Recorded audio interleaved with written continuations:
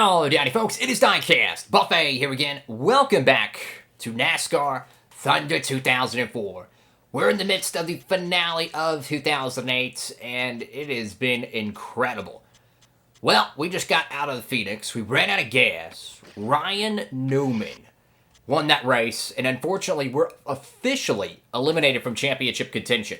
Now, 67 points, as I fix my headset here and get the hair out of my eyes, Tony Stewart is only 67 points out for winning his sixth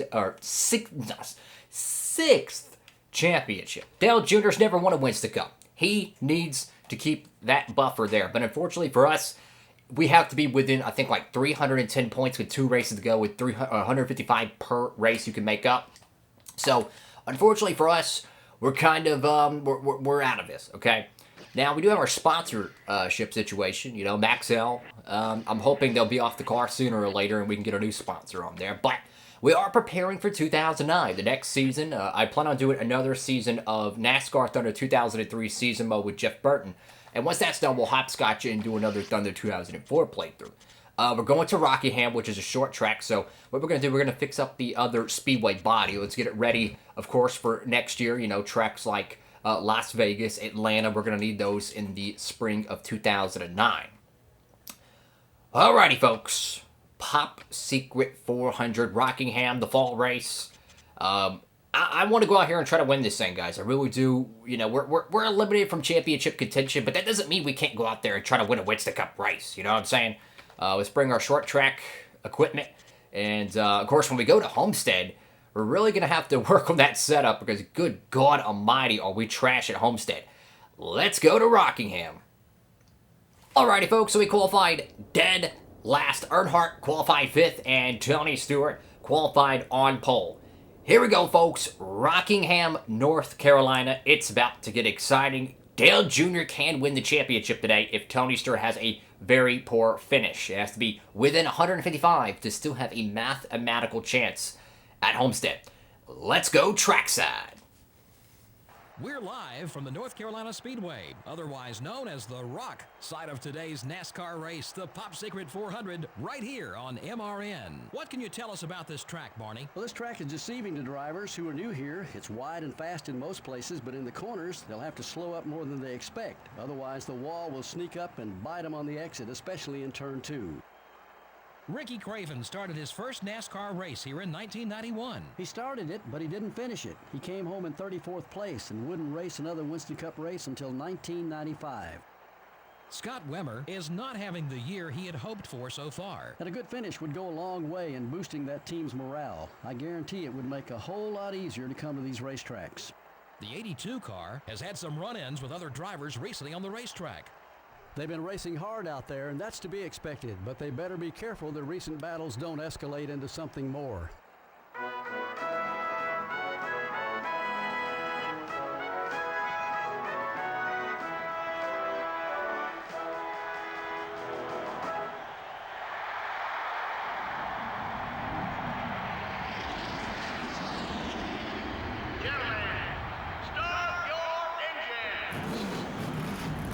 Alrighty, folks, it's Tony Stewart, Jimmy Johnson, Jeff Gordon, top 3, all Chevrolets, and you put in Dale Earnhardt Jr. right there. I tell you what, oh, look at that Jeff Burton diecast, or car. I wish I had a diecast, right? He's running a pretty cool alternate paint scheme, but Dale Earnhardt Jr. here, if he finishes roughly 20 spots ahead of Tony Stewart, he might ice the championship today. For Tony Stewart, go out there and win this thing. That's what he's got to do to keep his championship hopes alive. Look at that beautiful alternate paint scheme for Mike Bliss, but we got a tall task today. If we want to keep top 3 in the Winston Cup points, well, we're going to have to absolutely outduel drivers like Mark Martin, Kevin Harvick, and company. We're going to have to go out there and we really got to get a good finish today. So, finishing around 40th is not going to do it. So we got to go out here and just run hard and try to get a good finish here because, yes, we're eliminated from championship contention, but, I mean, 3rd place in points is a very important statistic to me. I'm a big stat guy, and I want that 3rd place points finish because we're not going to get 2nd. You know, if we could get 2nd, we could get 1st, right? We're not going to get that. So we're playing for third place here in the Winston Cup points, but we're thinking about next season. And another thing that we're also thinking about, ooh, a little loose race car for Coy Gibbs there. We're also thinking about what's going to happen in the silly season, because truth be told, Martin would probably be the poster child for an off season, but I just don't think he's going to retire. And you kind of go through the field here. You know, maybe a Kyle Petty could retire. Who knows? Who truly knows? I don't think a driver like a Jeff Green or anyone, or Michael Waltrip will retire, but you never know. We'll see how that plays out. Once we get to the end of Homestead, we'll do a full silly season recap. It could be no one. It could just be fantasy drivers. I have no clue, guys. So we'll see how that one plays out. Who knows? Maybe even Ricky Craven, you know? Who knows? Lap 5 out of 39 here, trying to get underneath Coy Gibbs in the Pontiac. And, you know, I just wish like one of these Pontiac drivers would get a good driver. You know what I'm saying? Like, or Pontiac teams, rather. I would love to see a good driver maybe hop into one of maybe the 10 car, the 01 car, or something like that. Whoa, very odd entry there. I would love to see them out front winning races, but truth be told, they need to sign a very talented young driver, because across the board, they are not performing. Johnny Benson is the flagship car for the entire Pontiac brigade. Chase Montgomery is not performing. Jack Sprague is not performing. You could throw in, let's see, who else drives a Pontiac? Ricky Craven. I mean, he's shown some flashes of some very fast runs, but I think Johnny Benson would probably be the top cat, but you never know. Either way, I'm trying to get around Elliott Sadler here. He's getting a little bit loose. I mean, we're already up to 23rd here, which is pretty good if you ask me. So I'd say the car is running pretty good. We got to get around to 25 of Nemechek. I said Nemechek, I meant Jerry Nadeau. I get him so confused, because like in 01, the 01 car, in 2003, it was driven by Jerry Nadeau, right? And the next year, it was driven by Joe Nemechek. And the reason why I get him so confused is because in 02, Jerry Nadeau drove the 25 car, but in 03, Joe Nemechek drove it. So it's just really confusing, and how they kept swapping rides. But yeah, it does kind of confuse me. Same way with Jeff Green and Steve Park in 2003, 2001, because in 01, Steve Park drove the 1 car. Jeff Green drove the 30 car. And believe it or not, that 30 car was supposed to be Kevin Harvick's, by the way. In 2003, Jeff Green is replaced by Steve Park and vice versa. So those 2 cars, the 01, the 30, and the 1, kind of get me confused, as well as the 25 car. Anyways, trying to get around Kenny Wallace, your Watkins Glen winner this season. You got Ryan Newman, who won last Sunday. That was his first win of the season for Ryan Newman. Oh, little contact there. Oh, dang. A little contact with our old buddy Ryan Newman. There's old big contact there. I'll take the blame for that. We didn't really give him any room. He kind of got funneled to the top lane. We're going to get a top 5 update here, and we're going to see what's happening with the rest of the leaders. It's Tony Stewart and Dale Earnhardt Jr., and truth be told, with Tony Stewart being 67 points out, he really can't afford to lose this race and give up any more points, because I would say the realistic expectation entering Homestead is within 70. Truth be told, I think that's a realistic expectation, because let's do a little bit of math. If Junior finishes 5th and Tony Stewart leads the most laps and wins the race, he gains 25, 30 points. If Junior finishes outside the top 10, we could be talking about maybe 50 points, 60 points. It would take at least an outside top 15 finish if he was 70 points out, pretty much, for him, Tony Stewart, to win the championship. So that's why I say 70 points is the buffer for the realistic margin. Truth be told, you want to enter controlling your own destiny. You want to be able to be 25, 30 points out. Tony doesn't have that luxury, and he's going to have to hold Dale Jr. off, because if Tony pits before Junior, that's 5 points he has to gain, because Junior is going to go out there and lead a lap. Now, granted, Tony Stewart's probably going to lead the most laps, which would give him 5 extra bonus points, as Ron Hornaday has struggled so bad in his second full-time Winston Cup season. And, yeah, another engine failure for the Yates program. They truly fell off the the Mount Rushmore of the Ford camp. But yeah, definitely a disappointing season for him. But how will next season play out? Because last year, Ryan Newman was so dominant every season, or every race that season. It was unbeatable. And Junior didn't even win a race last season. And now Junior is the favorite to win the championship. He's won like 7 Winston Cup races. And Ryan Newman has only got 1 win. And he's, I think, outside the top 10 in points. So, truth be told, it has been an absolute topsy-turvy season. So that makes me think, what is going to happen next year in 2009? Could we see maybe Jimmy Johnson or Kevin Harvick make that championship push to get their first Winston Cup? Could we see maybe Kurt Busch or Matt Kenseth showing up to get their first time? Who knows? Looks like someone from the leader is going to pit here. It's a 39-lap race. Put it down the middle. Lap 20, simple. It's an odd number. The 39 number is. So it gives us kind of a easy guideline. But through all the chaos here, somehow we're in the top 10 here as some drivers have pitted. Oh, boy. Come on, Harvick. Gas pedal, buddy. Gas pedal. Car's really stout, though, honestly. Besides a little bit of damage on the right front, this is a pretty stout race car. And, tell you what, though, car's running good.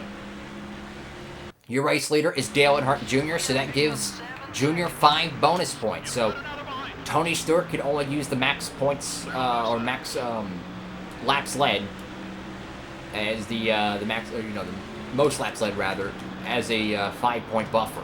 He loses that 5 points for just leading a lap. Can I pit here? Can I pit? Yes, I can. Thank you, Jesus. So let's go ahead and get down pit road here. And, oh, there we go. Getting a little bit of time on Warburton there. So right there, no damage repair. Keep the car the same. And thinking about it, the last time we went here to Rockingham, we crashed out. And it was Kyle Petty who freaking won this race. First time since 1995, a year after Cobain was gone, right? So anyways, this is going to be it's going to be a drive to the finish. We got a really stout race car. Do we have enough time? Could Tony Stewart leapfrog Dale Jr. with those fresh tires, or will Dale Jr. pit so late that it'll actually be good for him? Who knows? Thank you, God, for this good pit stop. Let's keep going, guys. So where is Tony Stewart? That's what I want to know, because I think Tony Stewart is going to be the cat to beat. I think he's going to be barking the loudest, basically. I think he's got the right race strategy. I don't think Rockingham is going to be won by pitting late. I think you're going to need to pit a little bit early. I should have pitted maybe a little bit earlier, but, I'm not like, hey, I got to do everything possible to win this race, right? I don't want to get burned with a pitting early, getting trapped underneath a caution or something, trying to get around the 57 Ford Taurus here. Kenseth is going to blend here. I don't know if the 57 is about to pit, so let's get away from him. Through the smoke screen, Scott Wimmer, who won at Richmond earlier this season, he's going to go ahead and pit here. And now we're already on lap 22. Ooh, Kenseth. Man, we could have almost creamed the back bumper of that DeWalt Ford right there. And your race leader here is Kevin Grubb. So that was the race leader. So Kevin Grubb, if he catches a caution here, this could be incredible. I hope he catches a caution for his sake. I think that'd be funny, but unfortunately, I think he's about to pit. And indeed he does. So Kevin Grubb surrenders the Winston Cup lead here at Rockingham. And now he's going to, probably give it to Tony Stewart or Dale Jr. And Tony Stewart is ahead of Dale Jr. here. So Tony Stewart's most likely going to get the most laps led. Johnson is a buffer between them. Perhaps Johnson tried strategy as well with Dale Earnhardt Jr. But the problem is Dale Jr. is going to have the fastest tires. So if Tony Stewart was not able to gap Dale Jr. with those fresh tires and perhaps put a buffer of lap-down cars between them, Dale Jr. is going to walk away with this. That's what I'm saying. I think the high percentage shot is to pit early. Not too early, but a good lap, maybe 2 laps before Dale Jr. But if they don't have lap-down cars, good luck.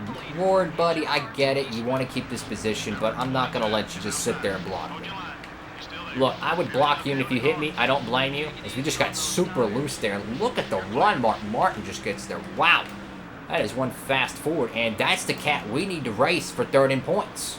We really got to run down that 6 car. We cannot let him get away here, because that is going to be third place. We really got to run him down. And who knows, this could be the final time we're racing against Mark Martin. Trying to set him up there, he's going to go underneath Michael Waltrip. I'm going to let him live to fight another day. I don't want to do anything stupid, but hey, if we got to run like this, I'll pick the nose underneath the car. He's going to beat us at the stripe there, but we'll beat him down to turn 1. And the opportunity for a top 5 is still very much in reach. If we can find a way to gain on perhaps Bobby Labonte and the 5th place car being Jeff Burton, we could potentially get a Winston Cup top 5. Now, unfortunately, Ron Hornaday was the DNF today, so that means Tony Stewart ain't going to gain nothing substantial on Dale Earnhardt Jr. And looking at the numbers here, the first top 5 positions are 5 points apiece. So, you know, second place would get 5 points over third place, third 5 points over fourth. So looking at the numbers, we entered 67 points out. Tony Stewart gained 5 points by leading the lap. That put it down to 62, and then Dale Jr. led a lap. So that puts it back at 67. But with Tony Stewart leading the most laps, that puts it back down to 62. Assuming he wins the race, and assuming Dale Jr. finishes where he's at third, Tony Stewart would only gain 15 points on Mr. Dale Earnhardt Jr., putting his total to 52 points. I mentioned 70 points is the threshold I want to be with it. So if you're Tony Stewart, you're doing the right thing. But if Dale Jr. steals this win, it's going to be you're going to have to absolutely win next Sunday, I think. But if he could gain these points, and even if Dale Jr. does win, he would draw with them. If he finishes second, that'd be 67 points. That's still very manageable, but entering 52 points is so much better because that gives you a whole lot more options. Because if you go there to Homestead, lead the most laps, that gives you 10 points. That puts it at 42. So essentially, you just need to finish 42 points worth of positions ahead of him. So essentially, if he doesn't get a top 10, you win the race, most laps led. You're a Winston Cup champion for the 6th time in your career. Meanwhile, Kevin Harvick and Mark Martin are not going away, but it looks like the leaders here are kind of encountering lap-down cars, and that's starting to woe them up. And Kevin Harvick, the man on a mission, the guy who finished dead last at Atlanta, gave up all those Winston Cup points. We need to keep ahead of him. Take care of the car. Huge run on the outside here. It's going to be a difficult dive here, but we're going to try it. Ooh, you know you have a really good race car when you're able to dive into turn 1 at Rockingham on the outside and pass him. Sorry, Ashton Lewis. So now we're trying to run down the Interstate Batteries Chevrolet Monte Carlo. Buddy, lap down. You're already a lap down, Charlie Davis. I know you're a young gun rookie or whatever, but you got to let us go. We're battling for positions here. There's Winston Cup championship implications on the line here. In my opinion, if you get passed by the leader, you need to let everyone go. That's just my opinion. But if you haven't been passed by the leader, you're still in the lead lap. Block as much as you can. That's how I see it. Anyway, so Bobby Labonte right there, still blocking us. I'm going to move him up a little bit. Sorry, buddy. I need to get around you. 5 laps to go here. We're going to get an update on your race leaders. Bobby's not going away. Junior has taken the lead from Tony Stewart. So as of right now, your points update, 67 points apiece. Is Dale Jr. would get 80 points for winning the race, or 175 for winning the race, but 5 points for leading a lap, so essentially it's 80. Jeff Burton's the next car we got to pass. He's ways up there.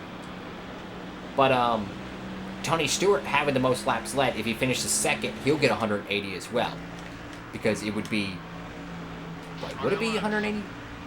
I think so. Wait, I think I have my math wrong here. Yeah, because he would get 170, and it would equal to 180 because he would have the most laps led, which is 5 points, and then 1 lap, of course, led is 5 points. So, yeah, it would equal out to be 180. And is that Jeff Burton in front of us, guys? Is that freaking Burton there? Because if it is, we could snag a top 5, and I think it is, guys. Wow. Jeff Burton in the close-in laps here, fading fast. And indeed, that is Jeff Burton.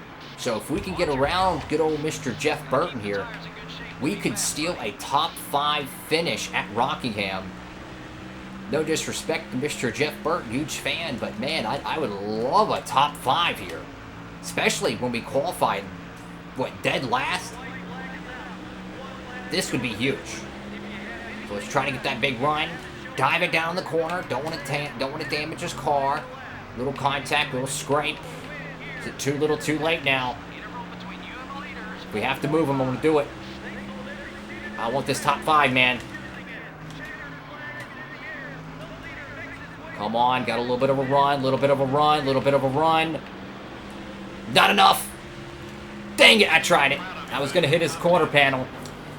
I believe Dale Jr. just won at Rockingham, and indeed he does. It is a tie, 67 points, entering Homestead for the 08 Winston Cup. Wow. So Dale Earnhardt Jr. picks up his 8th win of the season in the 8 car in the year 2008. Wow. This is pretty stout. So obviously, like I mentioned, the championship points are tied. 180 points for Tony Stewart and 180 for Dale Earnhardt Jr. here. And look at this. 2 Hendrick Motorsports cars in the top 5. Burton barely holds off for a top 5. And we got a solid top 10. And definitely a really good finish for us. Tony Stewart lost it at the end. I really thought for Junior strategy, lap cars would kill you. But for Tony Stewart, lap cars will save you. And just kind of luck of the draw there. But Ron Hornaday is going to be the bottom of the barrel here at Rockingham. And wow, what a finish there, guys. It is going to be one barn burner at Homestead. If Junior finishes roughly top 20, he will win the Winston Cup Championship, I think. Anyways, folks, thank y'all so much for watching the video. Make sure to like, comment, and subscribe. Upload these every Monday, Wednesday, Friday, and Saturday, right here on Diecastbuffet. So if you haven't already, consider hitting that notification bell so you don't miss any of the new NASCAR Thunder content. Anyways, folks, hope you're having a great one. Diecastbuffet signing off.